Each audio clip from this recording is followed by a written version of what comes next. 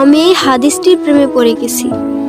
আপনি যখন নীরবে ঘরে বসে কান্না করেন, আল্লাহ তখন ফেরেশতাগণদের উদ্দেশ্য করে বলেন, কোন জিনিস আমার এই বান্দার চোখে পানি আনলো? ফেরেশতাগণ বলেন, আপনার বান্দা সুখে নেই, আপনার বান্দা অনেক দিন হাসেনি। এই বলে ফেরেশতাগণ কান্না করতে থাকেন এবং আল্লাহকে বলেন, হে আমার রব, আপনি জানেন আপনার এই বান্দার হৃদয়ে কি রয়েছে, অতএব আপনি তার জন্য সবকিছু সহজ করে দিন। আল্লাহ বলেন, আমার এই বান্দা এমন কিছু জীবন থেকে হারিয়ে ফেলেছে যা সে অধিক ভালোবেসেছিল। অতএব আল্লাহ বলেন, আমি শপথ করছি, আমার বান্দা তার জীবন থেকে যা হারিয়েছে এর চেয়ে উত্তম জিনিস তাকে এনে দেব, যা দেখে দুনিয়া ও আখিরাতের সবাই বিস্মিত হবে। আলহামদুলিল্লাহ।